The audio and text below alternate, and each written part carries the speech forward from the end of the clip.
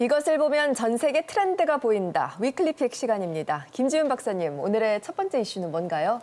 네, 제가 고른 첫 번째 이슈는 중국 대륙을 뜨겁게 달구고 있는 한 인물입니다. 네, 함께 확인해 보시죠. 어떤 인물일까요? 네, 바로 딩전입니다. 딩전, 이 딩전의 정체 영상으로 제가 공개하겠습니다. 네, 약간 까무잡잡한 피부를 하고 있죠. 지금 이게 티벳 전통 복식이라고 해요. 지금 북을 치고 있는 바로 이 청년이 딩전입니다.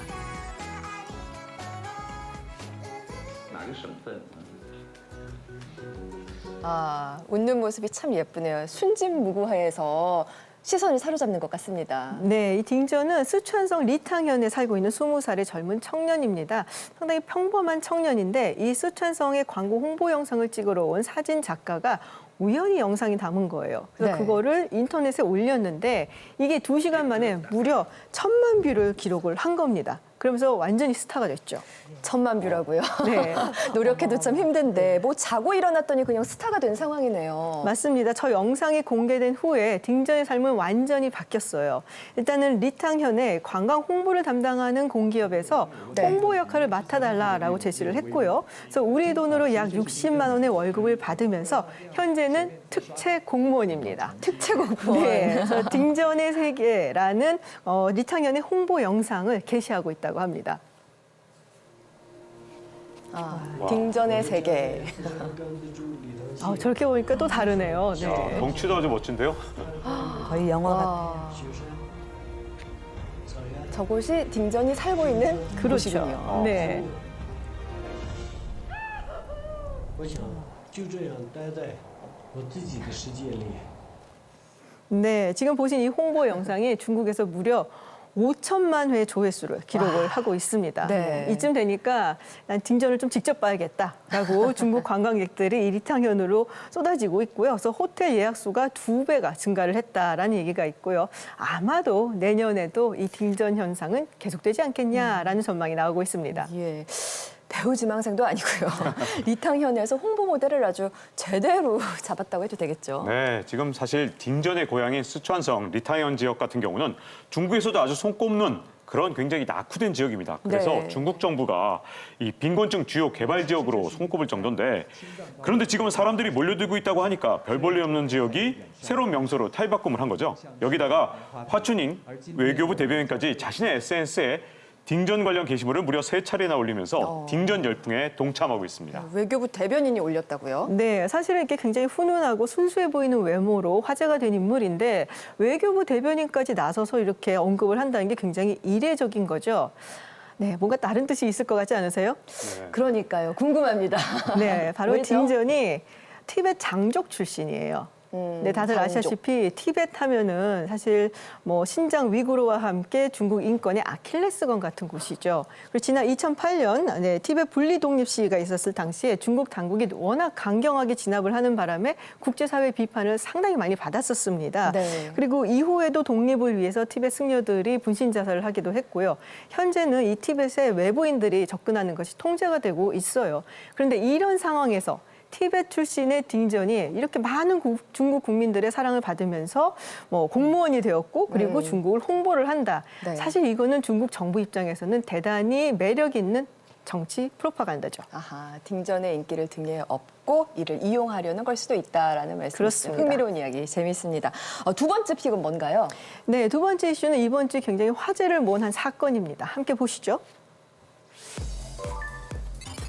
네, 바로 트위터 킬러입니다. 트위터 하면은 사실 저는 미국 도널드 트럼프 대통령부터 떠오르거든요. 워낙 트위터에 글을 많이 올려서. 네, 그건 아니고요. 이번 주 일본에서 연쇄살인범이 사형 선고를 받아서 상당히 큰 화제가 됐었어요. 이 연쇄살인범이 바로 트위터 킬러입니다. 지난 2017년 2달 동안 무려 9명을 자신의 집으로 유인을 해서 토막 살해를 했습니다. 정말 끔찍한 범행을 저질렀는데 이 피해자들을 어떻게 유인을 했는가? 바로 트위터를 통해서였습니다. 네. SNS가 범행에 악용된 것이죠. 아니 도대체 트위터에 어떻게 글을 올렸기에 9명이나 이렇게 걸려든 겁니까? 그러니까 이 트위터에서 특정한 사람들을 찾았는데요. 예를 들어서 죽고 싶다.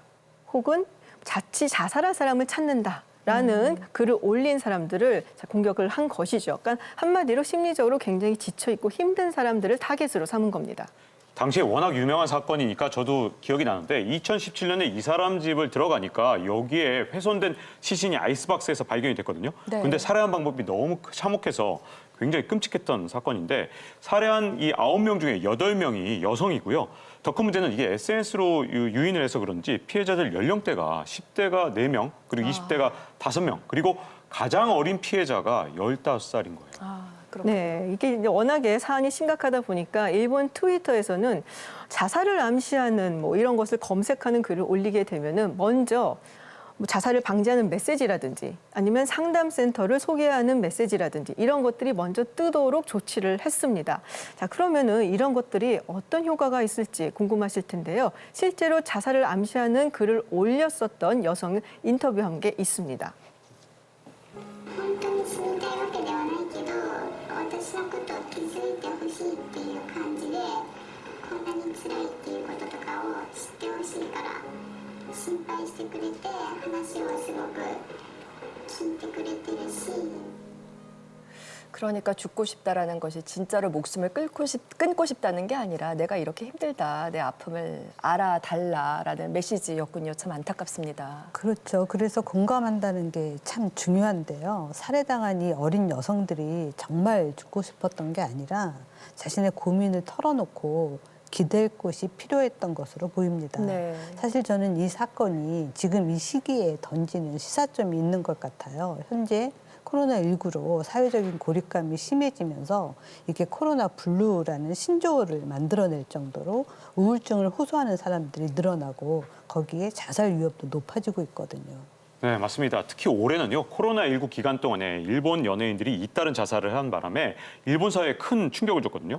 9월에만 무려 3명이 생을 마감했는데 네. 그 이유가 코로나19 때문에 사회적 고립감 때문이다. 이런 분석도 있어요. 네, 그래서 네. 이게 일반인들로 확산이 되면서 10월에는 코로나19로 인한 사망자보다 오히려 자살로 생을 마감한 사람이 일본 사회에서 더 많았다. 이런 분석도 있는데 특히 20대에서 40대 사이에 젊은 여성들의 피해가 굉장히 많았기 때문에 문제가 되고 있죠. 네, 왜 그럴까요? 코로나19로 힘든 것은 남자나 여자나 똑같을 것 같은데 왜 유독 젊은 여성들의 자살이 이렇게 많았는지 궁금합니다. 예, 일본도 코로나19로 가장 큰 타격을 받은 업종이 관광업하고 요식업이거든요. 네. 그런데 이런 업종에 젊은 여성 종사자들이 많잖아요.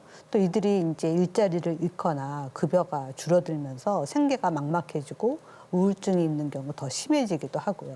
또 코로나가 장기화되면서 가정폭력 등의 문제가 있었던 여성들은 더 이상 도피처가 없어져서 극단적인 선택을 하는 경우도 많아지는 것으로 보입니다. 네.